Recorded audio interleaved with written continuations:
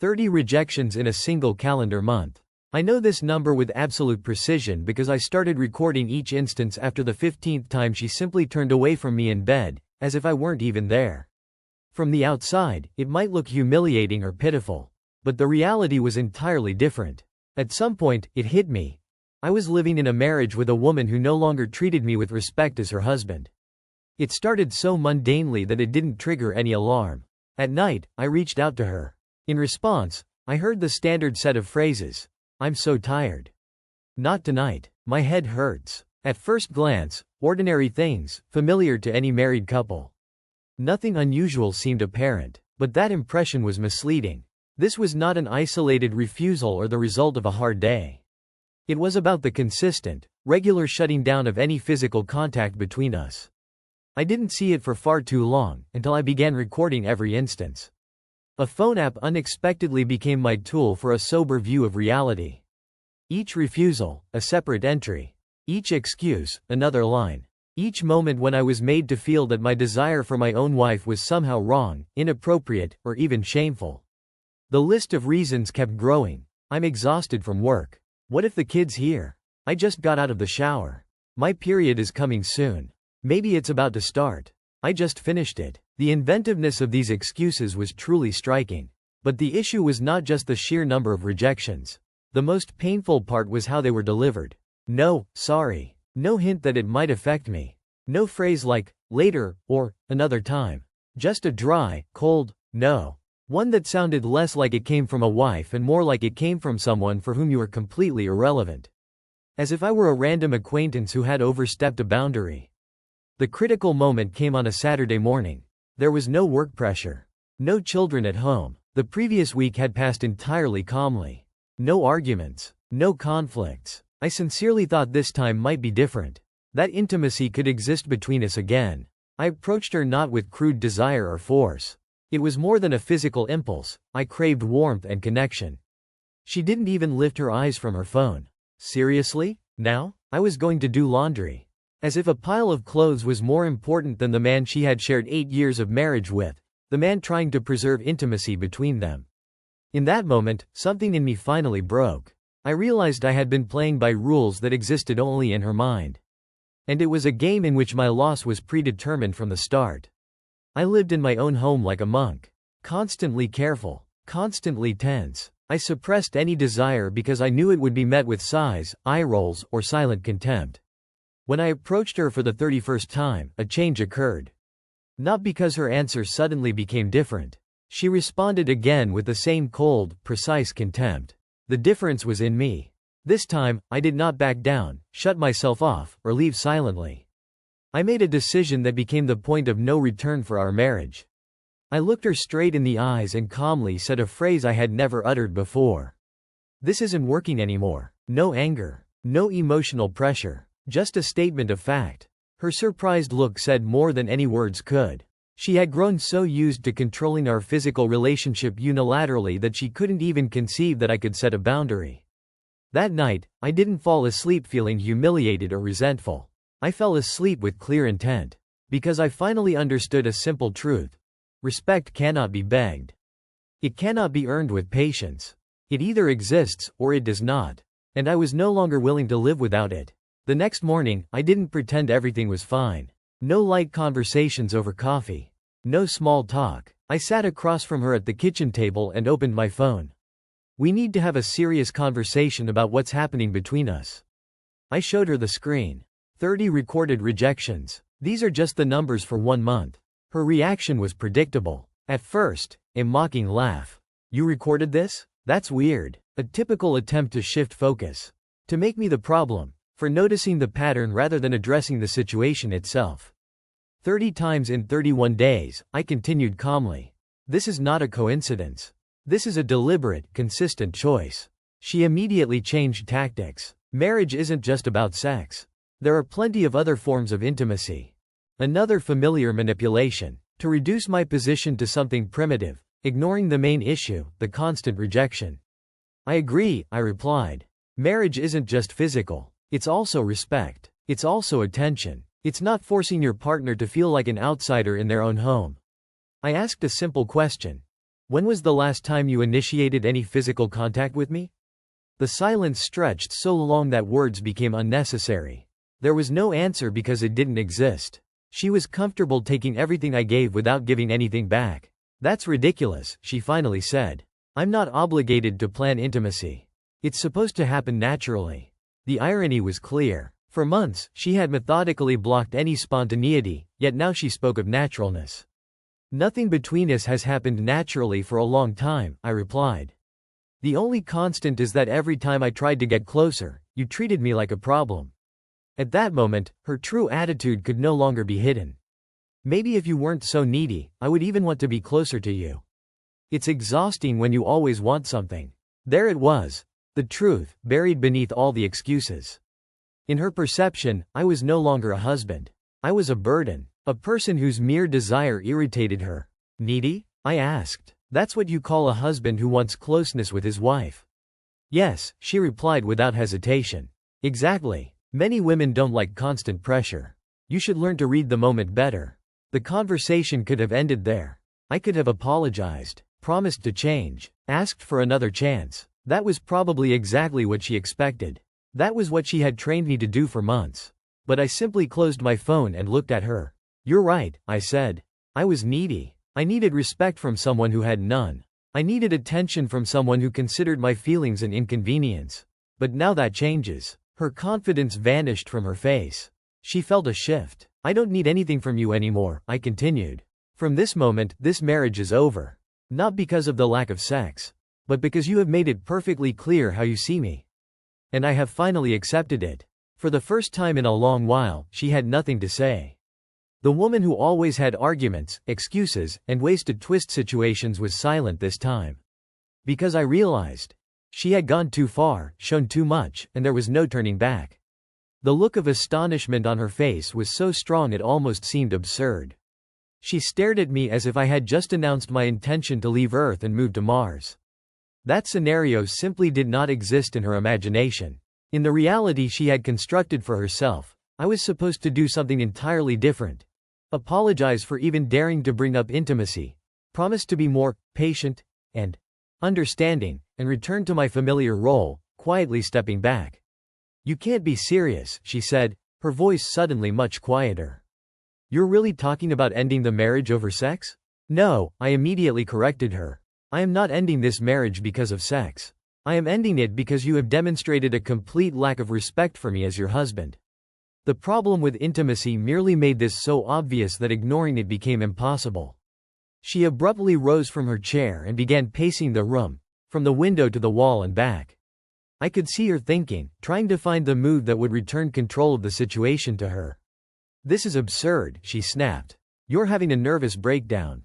Every marriage goes through rough patches. This doesn't last forever. You're right about that, I replied calmly. It truly does not last forever. I am filing for divorce this week. She froze as if she had hit an invisible wall. She spun sharply toward me. You've already decided? Without even trying to work it out? The tone of that question took my breath away. Work it out? I had been trying for months. Every conversation, every attempt to restore closeness, every time I dared to bring up the subject, you pushed me away. You repeatedly made it clear that my needs didn't matter to you. She instantly switched roles. Now she was the victim. I had no idea you were feeling this way. You never said it was this serious. I talked about it constantly, I replied. You simply chose not to listen. After that, the game of despair began. She stepped closer. Her voice lowered, softened, the exact tone she used when she wanted something. Listen, maybe I have been distant lately. Work is difficult, a lot of stress. But we can fix this. We don't have to erase 8 years of marriage. 8 years of what exactly? I asked. Because honestly, I can't remember the last time you acted as if you genuinely wanted to be in this marriage with me. She reached for my hand. I pulled away. Rejection was written clearly across her face. For a moment, I almost felt sorry for her. Almost. Don't do this, she said. Don't make a final decision over a temporary problem. Temporary. I couldn't help but laugh. You left this marriage over a year ago. The only temporary thing here is how long it took me to accept it. That's when she used her main argument. What about the kids? You'll ruin their family because you don't get enough sex. Children deserve to see an example of a healthy relationship, I replied. And right now, they are seeing their mother treat their father like a housemate she can barely tolerate. Is that really the example you want to leave them? Her face flushed with anger. You're acting completely irrational. This is emotional blackmail. No, I said, standing. Emotional blackmail is what you did. You made me feel guilty for normal needs. You made me think there was something wrong with me because I wanted basic affection from my own wife. You made me live on tiptoe in my own home. She tried another angle. Fine. If intimacy is that important to you, we can work on it. We can even schedule time together. Schedule? I shook my head. Do you even realize what you're saying? You talk about closeness like it's a dentist appointment. This isn't marriage. It's a contract. All relationships require work, she snapped. You're right, but that work has to be shared by two people. You left the game a long time ago. You stopped investing, expecting at the same time that I would be grateful for the bare minimum. I started toward the door but stopped and turned. I've already consulted a lawyer. I've divided our finances. I've done everything necessary to handle this process as properly as possible. The papers will be filed tomorrow. For the first time in the conversation, she looked genuinely scared. You've already started this? She asked. I started the moment I realized you cared more about folding laundry than restoring intimacy with your husband. Everything that happened after that only confirmed the correctness of the decision. She slumped into the chair, finally realizing, this was not a negotiation. This was not an attempt to intimidate. This was a man who had reached his limit and was leaving with dignity. Over the next 24 hours, my phone did not stop ringing. First, it was her sister. Then her mother. Then our mutual acquaintances. She launched a full campaign to make me look ridiculous, the one ruining the family over trivial matters. Her sister went first. I can't believe you're doing this to her. She's completely devastated. Over what exactly? I asked. Over the typical marital difficulties she says every couple experiences? Did she mention 30 rejections in 1 month? I clarified. Silence was the response. Well, it's between you two. But divorce? Really? How would you feel if your husband treated you with complete indifference for months, and then called you needy for wanting basic closeness? Another pause. Maybe you just need family therapy. I suggested therapy 6 months ago. She said our problems weren't that serious. Apparently, they only became serious now, when I decided to leave. Her mother spoke much more harshly. You are destroying a family because you're not mature enough to understand that marriages have ups and downs. Ups and downs? Yes, I replied. But respect is not optional. Would you stay with someone who treats you like an inconvenience? She's going through a difficult period at work. For over a year. And in your opinion, does that justify contempt? The most revealing calls came from friends. Mutual acquaintances, couples who had recently seen us together. Some admitted noticing the tension. How she brushed me off in public. How she spoke about me as if I didn't exist. But the real surprise came from a different side. Her best friend called me. I know she'll be furious if she finds out I told you this. But someone has to be honest with you. She has been complaining about you for months. And it's not just about intimacy. Everything about you irritates her. How you eat, how you watch TV, how you try to organize dates. She said more than once that she feels trapped. Trapped. Those were her words. She said she married too early. That she missed out on life. She fantasized about what it would be like if she were alone again. Everything fell into place. It wasn't about work or a difficult period. It was a person who had mentally checked out of the marriage long before the conversation, but stayed because it was convenient to remain in the stability I provided. Why are you telling me this? I asked. Because what you're doing takes courage. Most men would have accepted it and allowed themselves to be treated this way their whole lives. She kept you as a backup while dreaming of another life. That's unfair to both of you. That evening, when I returned home, my wife greeted me with a new strategy. She had prepared dinner, lit candles, and wore the dress I had given her for our anniversary last year. I've been thinking a lot about our conversation, she said, trying to sound seductive. Maybe I really did take you for granted. Let me show you how much you mean to me. It was almost insulting. After months of rejection, after calling me needy, after completely ignoring my needs. She really thought one romantic evening could fix everything? That's exactly what I'm talking about, I replied, not even sitting down. You think you can turn affection on and off at your convenience. It's not just about one dinner, she said. It's about systemic disrespect, which you only decided to notice when the consequences appeared. I'm trying, she said, her voice beginning to tremble. You're trying to manipulate me. Those are two very different things. Where were these efforts last month, when I was actually trying to save our marriage? She began to cry. I know I was wrong, but people make mistakes.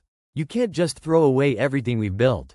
I'm not throwing anything away. You did that a long time ago. I'm only finally accepting reality. Please, don't do this. I promise it will be different. Different how? You'll schedule intimacy twice a month instead of never? You'll call me needy once every 2 weeks instead of every day? She couldn't answer, because we both knew she couldn't promise real change. She could promise temporary behavior to avoid consequences, but she could not promise respect or desire for me the way a wife should. The papers are filed, I said. This conversation is over. As I walked away, I heard words that confirmed my suspicions once and for all. Fine, but don't come crawling back when you realize what you're giving up. Even in defeat, she couldn't resist one last attempt to make me feel guilty. That was when I finally knew I was making the right choice. The divorce process moved faster than she expected. I had prepared, documented everything in detail, and ensured there would be no surprises.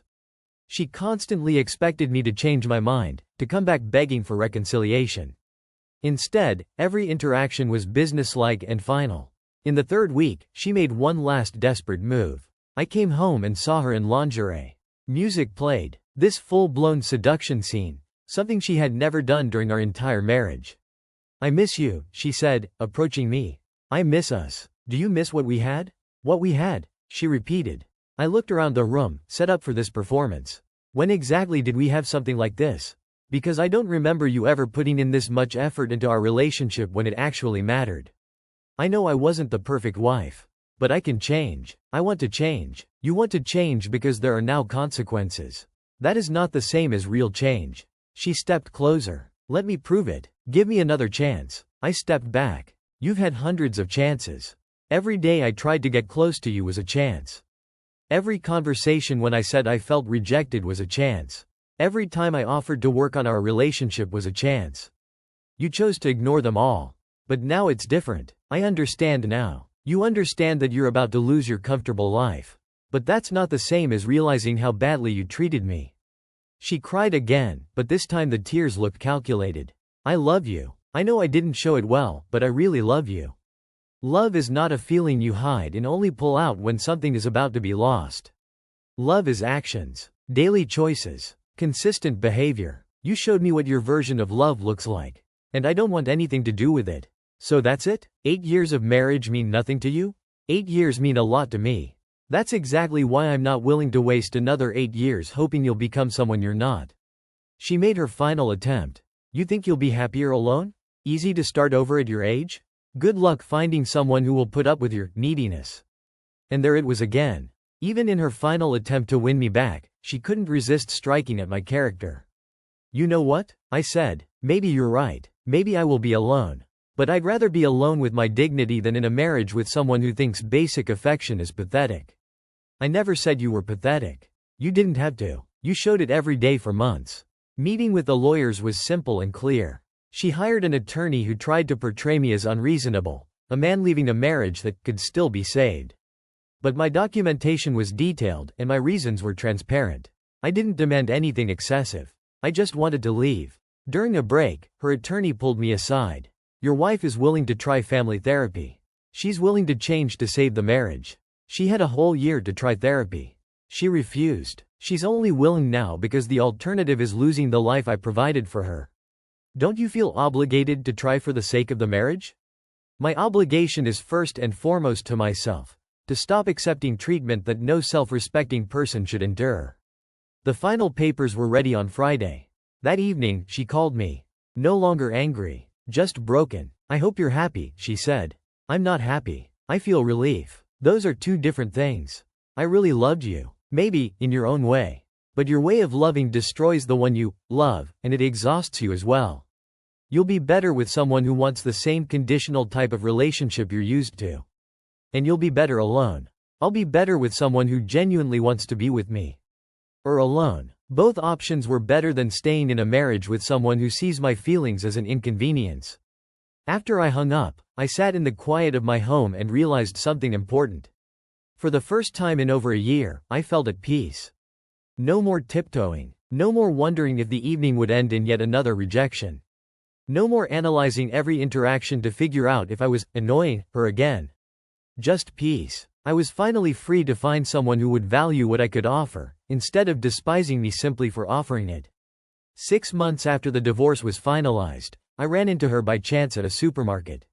She looked tired, somehow older. The confidence she always carried was gone, replaced by something resembling regret. "How are you?" she asked cautiously. "Better than I expected," I answered honestly. "And you?" She shrugged. "Getting used to it. Dating isn't at all what I imagined." I nearly laughed. Throughout our entire marriage, she had acted as if she were losing something better, and now she was discovering that the grass isn't greener. She was simply different, with different problems. "The freedom I dreamed of isn't what I expected," she admitted. "It turns out most men my age either want something superficial, or are divorced for the same reasons you divorced me." She looked at her cart. "I keep meeting men who expect me to be grateful for minimal effort." The irony was unbelievable. She had left a marriage where she was treated with respect and care because she felt trapped, only to end up in a dating world full of men who treated her exactly the way she had treated me. "I'm sorry to hear that," I said. And this time, I really meant it. "Are you seeing someone?" she asked. "Yes," I replied. "Actually, I am." Her face changed. "Seriously?" "Seriously enough. What is she like?" "She's everything I didn't even realize I was missing until I met her." "What do you mean?" "She genuinely wants to spend time with me. Simple affection isn't something I have to beg for or schedule. She values effort instead of taking it for granted. Basic things. The things that should be normal in a relationship." I could see her thinking, probably comparing it to how she herself had reacted to the same gestures from me. "I made a lot of mistakes," she said quietly. "We both made mistakes. The difference is what I did with mine. I know you probably don't want to hear this, but I only just realized what I lost. You were a good man. I just didn't see it then. I was a good man for someone who didn't want a husband. It couldn't have worked for either of us. Do you think we could have fixed it if I had been different back then?" I considered her question. "Maybe, but you weren't different. You were exactly who you were.